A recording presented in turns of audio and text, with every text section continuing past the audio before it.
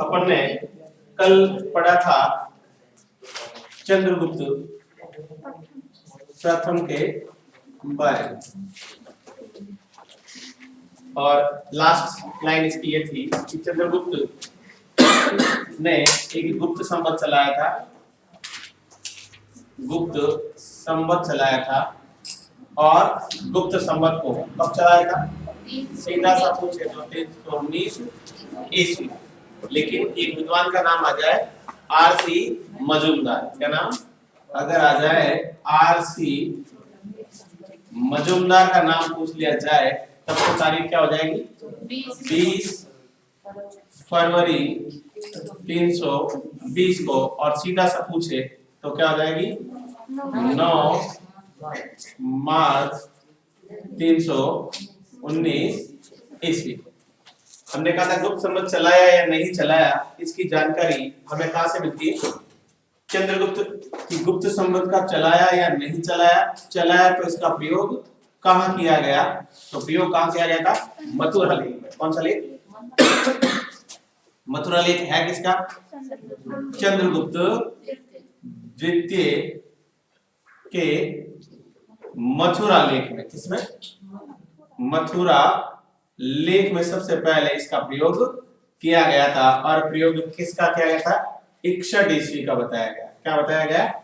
61 ईस्वी में, 61 गुप्त संवत ईस्वी में।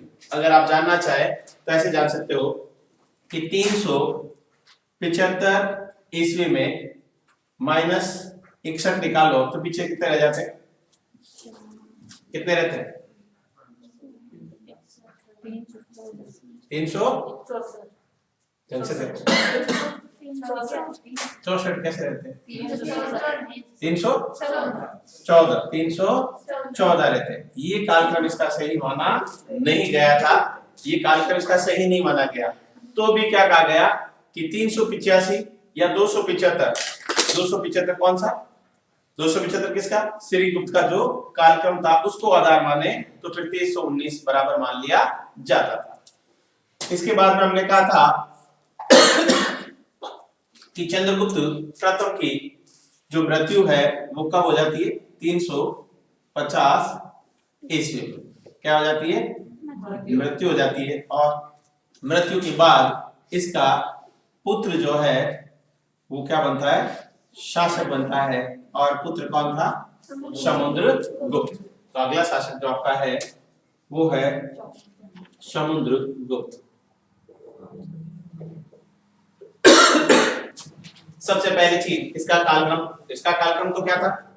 319 से लेकर 350 ईस्वी तक। तो इसका क्या हो जाएगा? 350 से प्रारंभ हो जाएगा। कब से प्रारंभ हो जाएगा? 350 से लेकर 375 ईस्वी तक का कालक्रम किसका माना जाता है? समुद्रगुप्त का माना जाता है।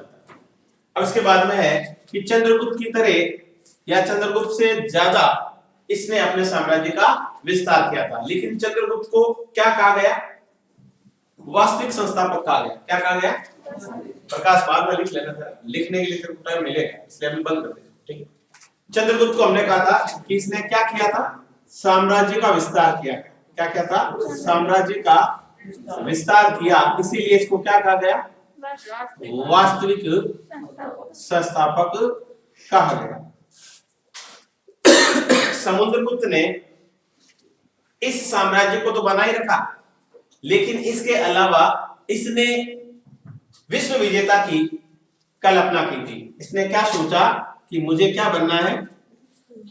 विश्व विजेता बनना है। क्या बनना है?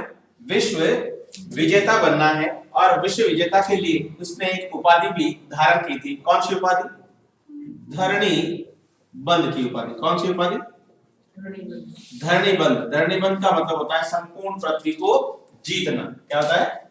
संपूर्ण पृथ्वी को जीतना। इसी को आधार मानकर एक व्यक्ति जिसने इसे एक उपनाम दिया था और विश्व में उसी नाम का एक राजा हुआ था जो भी विश्व विजेता था, और उसका नाम था विसेंट स्मिथ। क्या नाम था? विसेंट स्मिथ ने इन्हें एक नाम दिया था, किसके कारण? इसके कारण संपूर्ण पृथ्वी को जीतने की उपाधि धारण की और संपूर्ण विश्व को जीतने का उद्देश्य निर्धारित किया था। उसी उद्देश्य को आधार मानकर विशेंट स्मिथ ने इन्हें क्या कहा? भारत का नेपोलियन का। क्या कहा? भारत का नेपोलियन। एक विद्वान और है जिसका नाम है फादर हेरास। क्या नाम है?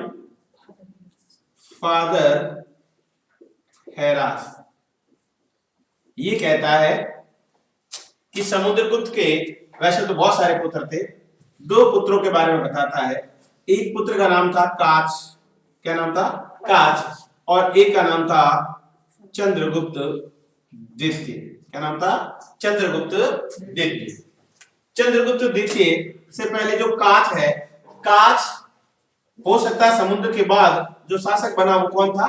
काच था। लेकिन ये क्या था? अयोग्य था। क्या था? अयोग्य होने के कारण इसका कहीं भी उल्लेख नहीं है। लेकिन फिर हमें कैसे पता लगा कि काच नागर राजा भी इसके बाद में बना?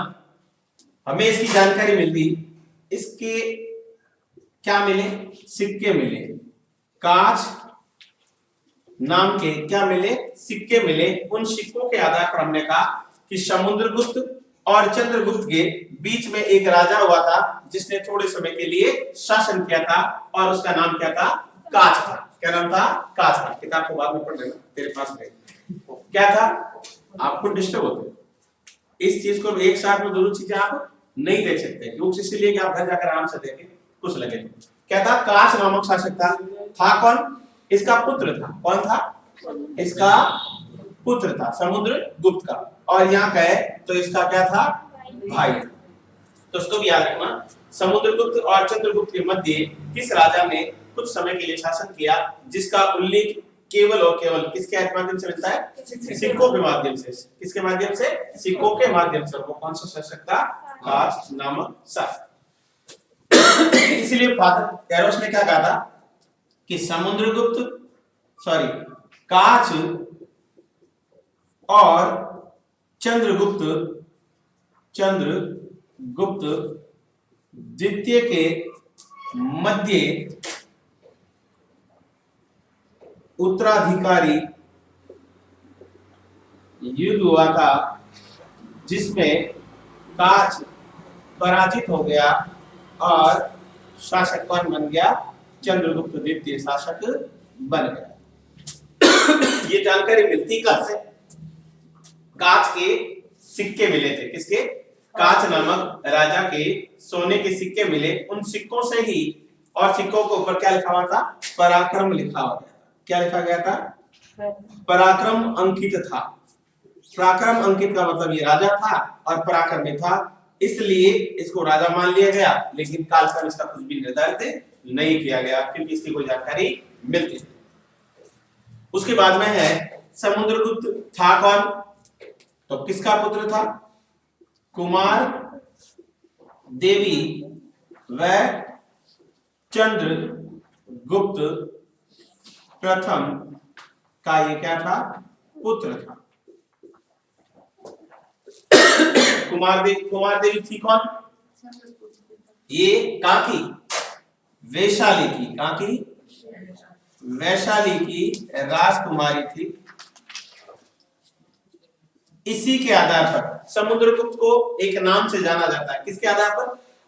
कुमारी जो चंद्रगुप्त प्रथम की पत्नी थी, और कुमार देवी चंद्रगुप्त प्रथम की पत्नी थी, और इन दोनों का समुद्रगुप्त क्या था? पुत्र था। चंद्रगुप्त ने कुमार देवी के साथ विवाह किया था और इसी से बहुत सारी रानी होती थी, तो किसी रानी के बारे में जानकारी आप नहीं बता सकते, लेकिन इसकी जानकारी कैसे मिलती है कि कुमार देवी का ही पुत्र था कौन? समुद्रगुप्त। इसकी जानकारी कैसे मिलती है? एक उपाधि से मिलती है। कैसे मिलती है? पुत्र था की जानकारी हमें किसके आधार पर मिलती है? प्रयाग प्रशस्ति में एक उपाधि है इसके लिए। प्रयाग प्रशस्ति में एक उपाधि है और उस उपाधि में क्या कहा गया है इनको? लिच्छवी दोहित्र, क्या कहा गया? लिच्छवी दोहित्र। कुछ समझ में आया? लिच्छवियों का ये क्या था? दोहित्र था। ये कहा किसके लिए? समुद्रगुप्त के लिए। तभी हम क्या कह सकते हैं कि लिच्छवी वंश की कौन सी राजकुमारी थी? कुमार देवी। और इसी कुमार देवी का पुत्र था समुद्रगुप्त। आज है समुद्रगुप्त कुमार देवी का पुत्र था। इसकी जानकारी हमें कहां से प्राप्त होती है? तो पर्याय प्रशस्ति से प्राप्त होती है। कहां से? पर्याय प्रशस्ति से। कैसे प्राप्त होती है? उसमें समुद्रगुप्त के लिए एक उपाधि लिखी गई और वो उपाधि क्या थी? लिच्छवी दोहित्र। इसी को आधार मानकर हम क्या कह सकते हैं कि समुद्रगुप्त किसका पुत्र था? कुमार देवी व चंद्रगुप्त प्रथम था। उसके बाद में इसने बहुत सारे सिक्के चलाए, विशेषकर 6 प्रकार के सिक्के चलाए। उनको हम आगे पढ़ेंगे। कितने प्रकार के सिक्के चलाए? 6 प्रकार के सिक्के चलाए। उनमें जो सिक्का मिला वो सिक्का था गरुड़ का। किसका? गरुड़ प्रकार का सिक्का था। इस सिक्के से हमें क्या जानकारी मिलती है? इस सिक्के से ये जानकारी मिलती है कि समुद्रगुप्त ने 100 युद्धों में विजय प्राप्त की थी। इसीलिए कौन से प्रकार के सिक्कों से हमें जानकारी मिलती है कि 100 युद्धों का विजेता किसे माना जाता है? किसे माना जाता है? समुद्रगुप्त। कौन से युद्धों का? 100 युद्धों का विजेता माना जाता है। किसको माना जाता है? समुद्रगुप्त को। आपको कहां से जानकारी मिली?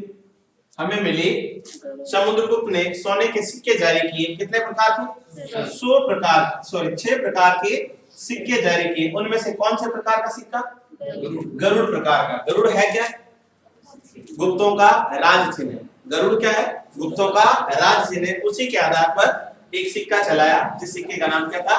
गरुड़ प्रकार सोने का सिक्का। और उसी में से क्या कहा गया? 100 युद्धों का विजेता। और क्या गया? क्या कहा गया? राजाओं का विजेता। क्या कहा गया? राजाओं का विजेता भी किसे कहा जाता है?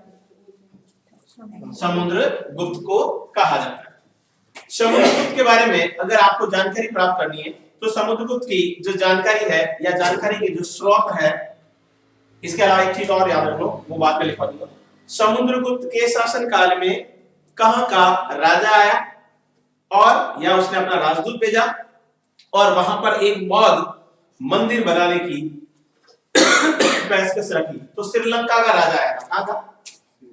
श्रीलंका का एक राजा था जिसका नाम था मेघकर्ण। क्या नाम था? मेघकर्ण। इस मेघकर्ण ने किससे आज्ञा ली? समुद्रगुप्त से आज्ञा ली। कैसी आज्ञा ली? कि मैं गया में क्या बनाना चाहता हूं? बौद्ध मंदिर बनाना चाहता हूं। लेकिन ये स्वयं नहीं आकर इसने क्या भेजा? राजदूत भेजा। और राजदूत का नाम का उल्लेख कहीं भी नहीं मिलता, केवल ये लिखा हुआ मिलता है। ये भी जानकारी कहां से मिलती है हमें? पर्याय प्रशस्ति से। ये भी जानकारी मिलेगी कहां? पर्याय प्रशस्ति से। पर्याय प्रशस्ति में लिखा हुआ है कि श्रीलंका के शासक मेघकर्ण ने एक राजदूत भेजा समुद्रगुप्त के दरबार में और ये आज्ञा ली कि मैं गया बिहार में क्या बनाना चाहता हूं? बौद्ध मंदिर बनाना चाहता हूं। और बौद्ध मंदिर बनाने की अनुमति दे दी। और गया में बौद्ध मंदिर बनाने वाला श्रीलंका का शासक कौन था? तो कौन था? मेघकर्ण। इसके बाद में आता है कि कितने प्रकार के सिक्के चलाए? 6 प्रकार के। कितने प्रकार के? 6 प्रकार के सिक्के चलाए। इससे पहले ये देख लो कि अगर हमें किसके बारे में जानकारी प्राप्त करनी है? समुद्रगुप्त के बारे में अगर जानकारी प्राप्त करनी हो तो स्रोत कौन कौन से है जिनसे हमें समुद्रगुप्त के बारे में जानकारी प्राप्त होती है? पहला है आपका पर्याय प्रशस्ति। कौन सा है? पर्याय प्रशस्ति। दूसरा आपका है एरर अभिलेख। तीसरा है आपका पूना ताम्रपत्र। इनसे हमें क्या जानकारी मिलती है? समुद्रगुप्त के बारे में जानकारी मिलती है। एरन अभिलेख को समुद्रगुप्त का भोग नगर कहा जाता है। एरन नगर सबसे पहले है कहां पर? कल ही बताया था, मध्य प्रदेश में है। कहां पर स्थित है? मध्य प्रदेश में। और हमने कहा था इसका एक प्राचीन नाम भी बताया था मैंने। क्या नाम था? अरेकिड। क्या नाम था? अरेकिड। इसे क्या कहा जाता है? और समुद्र गुप्त का भोग नगर। क्या कहा जाता है? समुद्रगुप्त का भोग नगर किसे कहा जाता है? तो एक अभिलेख, और अभिलेख का नाम क्या है? एरन अभिलेख, जो कहां पर स्थित है? मध्य प्रदेश में। पूना ताम्रपत्र लेख, ये तो आपको पता ही है किसके हैं। पूना और रिद्धपुर दोनों ही किसके हैं? प्रभावती गुप्ता के हैं। किसके हैं? प्रभावती गुप्ता के। पूना वाला और एक दूसरा कौन सा? रिद्धपुर ताम्रपत्र। इनसे किसकी जानकारी मिलती है? समुद्रगुप्त की जानकारी मिलती। ये उतारो, उसके बाद पर्याय प्रशस्ति। पर्याय प्रशस्ति एक प्रश्न इसमें से कोई भी परीक्षा ले लो आप, आता है, इसलिए इसको ढंग से देखना। सबसे पहली चीज तो है पर्याय प्रशस्ति है, ऐसा लिखे अगर प्रश्न आ जाए, छोटा प्रश्न परीक्षा में भी आ जाए, तो ये क्या है? समुद्र गुप्त का राजकीय लेख है। क्या है? राजकीय लेख। राजकीय लेख का मतलब होता है राजा द्वारा आदेश देने के बाद लिखा जाने वाला लेख। तो क्या है ये? राजकीय लेख। इसके बाद में है ये किसका है? पर्याय प्रशस्ति किसकी है? तो उत्तर क्या हो जाएगा? समुद्र गुप्त की। समुद्र गुप्त की। फिर अगर प्रश्न आता है कि पर्याय प्रशस्ति को अन्य किस नाम से जाना जाता है, उत्तर आप खुद ही बताना, मैं आपको बता रहा हूं। अन्य नाम, मूल रूप से ये प्रयाग में नहीं थी, कौशाम्बी में थी। कहां पर थी? कौशाम्बी में। कौशाम्बी से इसे प्रयाग में कौन लेके गया? कौन लेके गया? समुद्रगुप्त लेके गया। कौन लेके गया? समुद्रगुप्त। इसलिए इसको अन्य जो नाम है, जिस तरह से अकबर लेके गया और आप कह रहे हो समुद्रगुप्त लेके गया, मैंने ये पहले आपको बताया। एक ये बताया था, कौन सा? प्रयाग कौशाम्बी लेख। बताया नहीं बताया? और मैंने क्या कहा था कि अकबर लेके गया, बताया आपको। और इसीलिए उसे किस नाम से जाना गया था? वर्तमान में वो कहां पर है? इलाहाबाद में। कहां पर है? इलाहाबाद में। इसलिए इसे और किस नाम से जाना जाता है? इलाहाबाद स्तंभ लेख के नाम से। याद रखना, किस नाम से जाना जाता है? इलाहाबाद स्तंभ लेख। क्यों? क्योंकि ये मूल रूप से कहां है? कि है कौशाम्बी। कौशाम्बी में थी और अकबर इसे ले गया, इसीलिए इसका क्या नाम रख दिया? इलाहाबाद स्तंभ लेख। किस पे लिखी गई है? किस पे लिखी गई है? तो ये पाषाण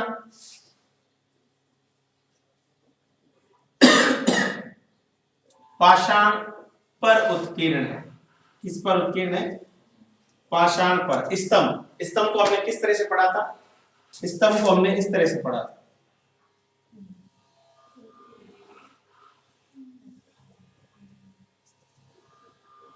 ऐसे ही पढ़ा। हमने कहा था इसको क्या कहते हैं?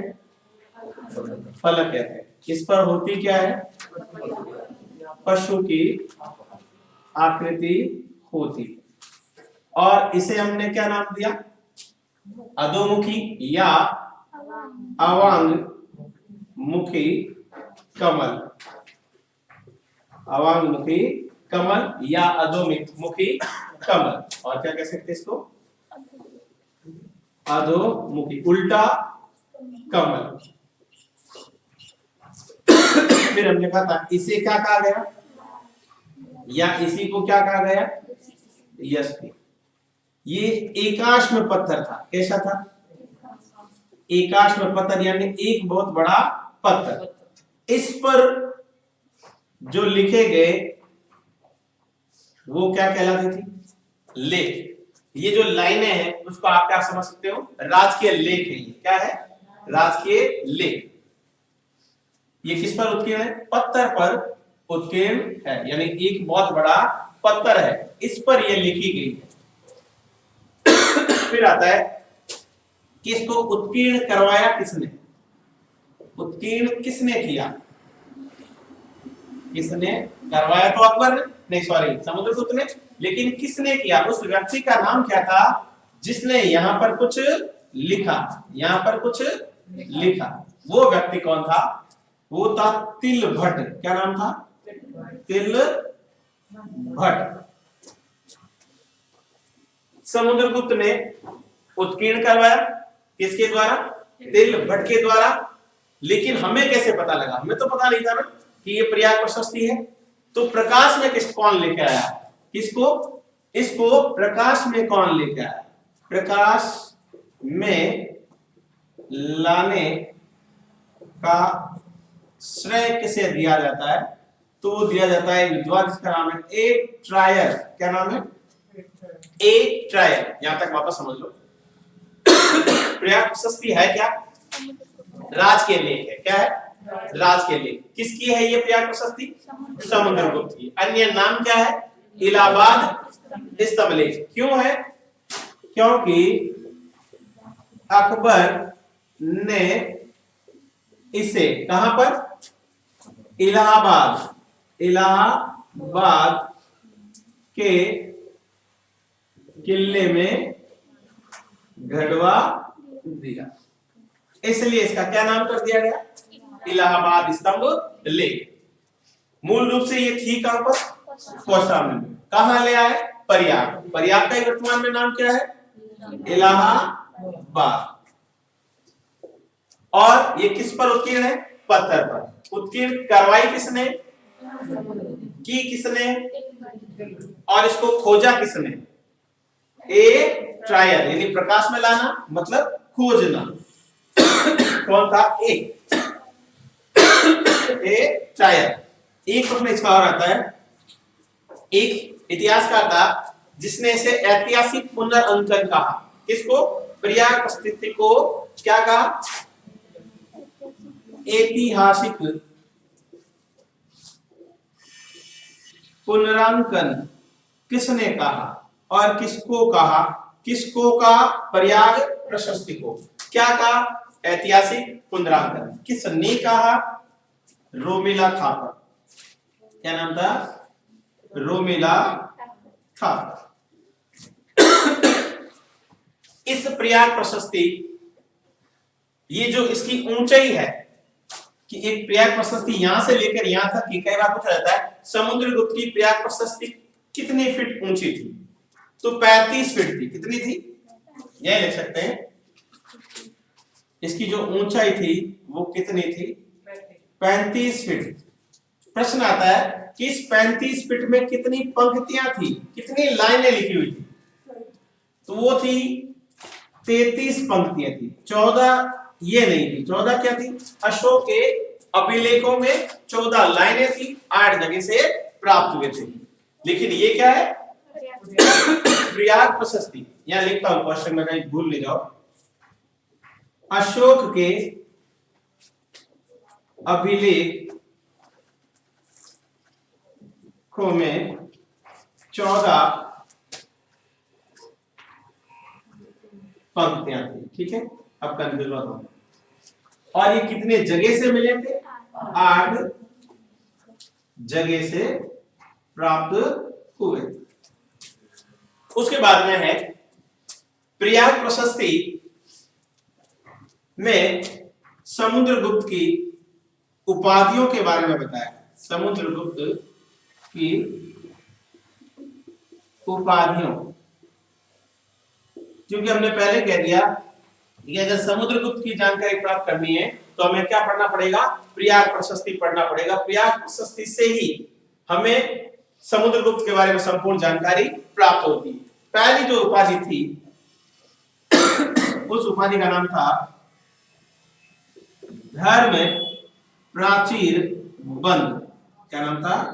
धर्म प्राचीर बंद।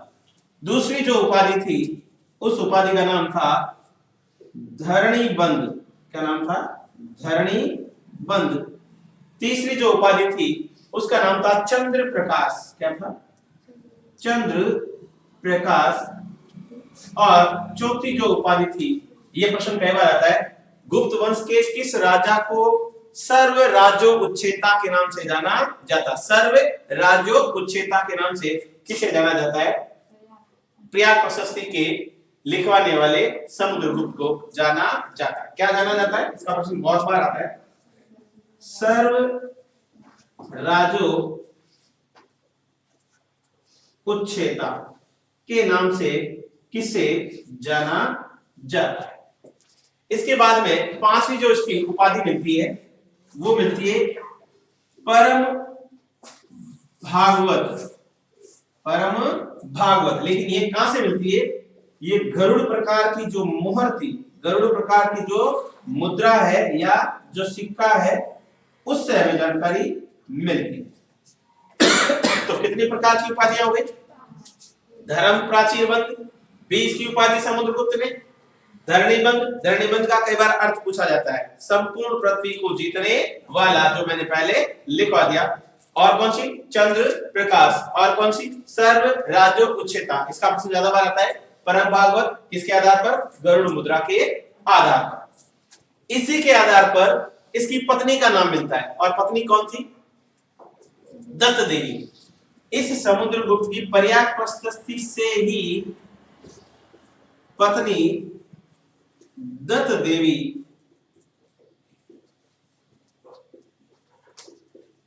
की जानकारी मिलती। और क्या जानकारी मिलती है इससे? समुद्रगुप्त से, प्रयाग प्रशस्ति से समुद्र गुप्त के विजय अभियानों के बारे में जानकारी मिलती है। बारे में जानकारी मिलती। एक प्रश्न हमेशा से ही आता रहा, कई बार आता भी है कि प्रयाग प्रशस्ति में कितने वंशों के बारे में जानकारी मिलती है? बता सकता है? कल ही मैंने पढ़ाया था इसके बारे में, कल बताया था आपको कितने वंशों के बारे में प्रयाग प्रशस्ति से 3 वंशों के बारे में जानकारी मिलती है। कितने वंशों के बारे में? 3 वंशों के बारे में। कौन कौन से वंश? पहला वंश तो ये खुद ही हो गया। कौन सा वंश? गुप्त वंश। कोई बात नहीं, गुप्त वंश। दूसरा हमने कहा था इस पर जहांगीर और बीरबल के लेख उत्कीर्ण है। क्या कहा था? जहांगीर और बीरबल। तो किस वंश के थे? मुगल वंश के। किस वंश के थे? मुगल वंश के। तो तीसरा क्या हो जाएगा? दूसरा क्या हो जाएगा? मुगल वंश। और अभी हमने क्या कहा था? ये अशोक के लेख भी किससे प्राप्त होते हैं? प्रयाग प्रशस्ति। तो अशोक किस वंश का था? मौर्य वंश का। तो कितने वंश हो गए? 3। तो कई बार प्रश्न आता है प्रयाग प्रशस्ति से कितने वंशों के राजाओं के बारे में जानकारी मिलती है? तो 3 वंश के राजाओं के बारे में जानकारी मिलती है। गुप्त वंश, गुप्त वंश में तो समुद्रगुप्त और चंद्रगुप्त के बारे में। समुद्रगुप्त और चंद्रगुप्त। मुगल में एक तो याद रखना बीरबल से और दूसरी जहांगीर से। प्रश्न एक आता है, जहांगीर के लेख प्रयाग प्रशस्ति पर किसने उत्कीर्ण किए? किसने उत्कीर्ण किए? उस राइटर का नाम क्या, लेखक का किसने यहां पर लिखा, इसका भी प्रश्न आता है। तो वो था अब्दुल्ला मुस्किन कलाम। क्या नाम था? अब्दुल मुस्किन कलाम। था कौन ये? जहांगीर ने कहा कि मेरे लेख भी कहां लिखे? प्रयाग प्रशस्ति पर। तो लिखने का काम किसने किया था? अब्दुल्ला मुस्किन कलाम ने। और किसके मिलते हैं? बीरबल के। और मौर्य वंश में किसके मिलते हैं? अशोक के लेख। इसका मतलब हम कह सकते हैं 3 वंशों के बारे में हमें प्रयाग प्रशस्ति से जानकारी प्राप्त होती है। और क्या प्राप्त होती है? और एक चीज क्या प्राप्त नहीं होती? कई बार प्रश्न आता है, हमने क्या कहा था, सबसे ज्यादा अगर समुद्रगुप्त को पढ़ना है तो क्या पढ़ना पड़ेगा?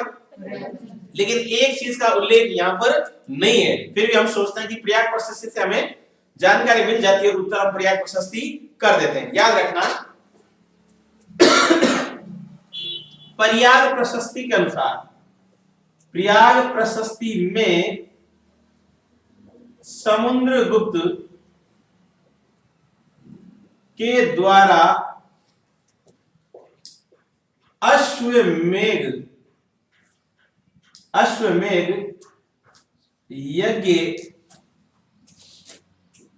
करने की जानकारी नहीं मिलती है। करने की जानकारी नहीं मिलती है, बाकी सब पॉजिटिव है।